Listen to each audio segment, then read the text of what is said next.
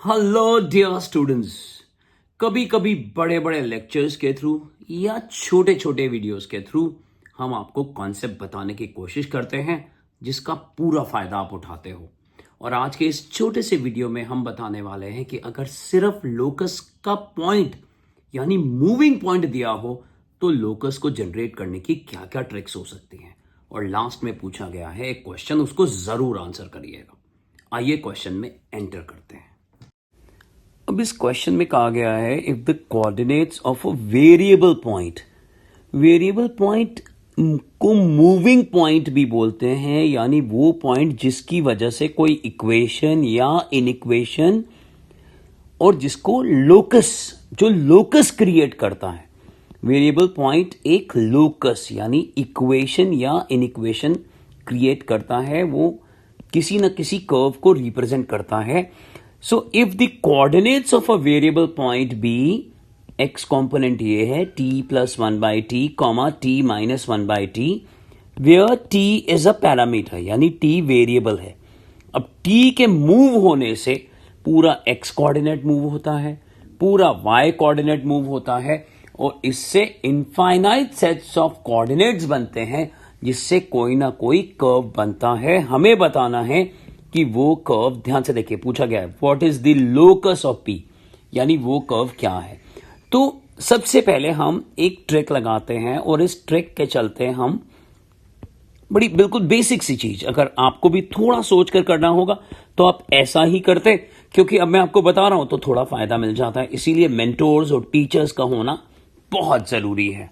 अब देखिए मैंने एक को एक्स ले लिया, दूसरे को वाई ले लिया। अब कनेक्ट करते हैं, कोशिश करते हैं धीरे धीरे टी रिमूव हो जाए और सब कुछ एक्स और वाई में रह जाए। तो मैं क्या कर रहा हूं, एडिंग फर्स्ट एंड सेकेंड, इनको ऐड कर दिया मैंने। तो ये हो गया एक्स प्लस वाई और इधर देखिए क्या आ गया, कट गया तो आ गया 2t, यानी x प्लस वाई बन गया 2t। अब अगर मैं कहूं कि मैं दोनों को सब्ट्रैक्ट करना चाहता हूं तो ध्यान से देखिए x माइनस वाई, वीडियो को पॉज करके आप भी कर सकते हो ऐसा। और ये देखिए इस बार t कैंसिल हो गया, ये आ गया 1 by t plus 1 by t, 2 upon t आ गया, यानी x माइनस वाई की वैल्यू आ गई 2 अपॉन टी।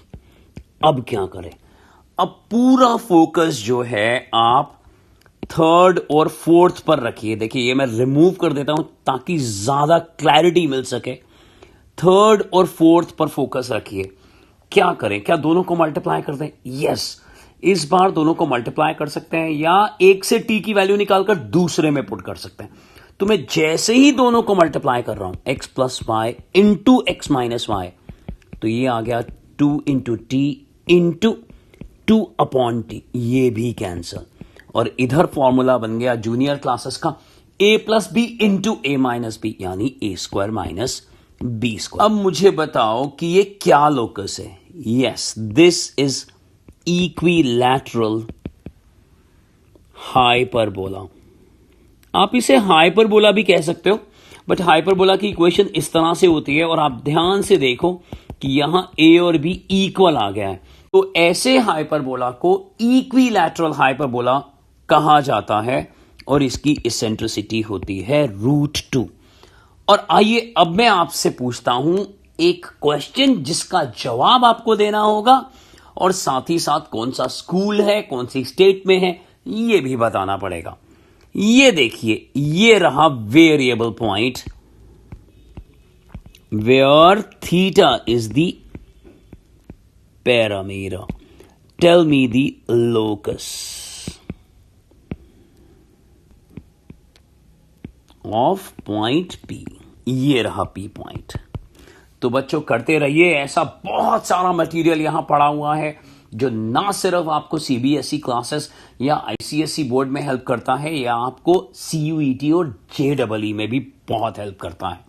और अगर आप हमारे साथ ब्रिज कोर्सेज के थ्रू जुड़ना चाहते हैं तो दिए हुए नंबर पे व्हाट्सएप या कॉल कर लीजिए। बच्चों पढ़ते रहिए और आगे बढ़ते रहिए।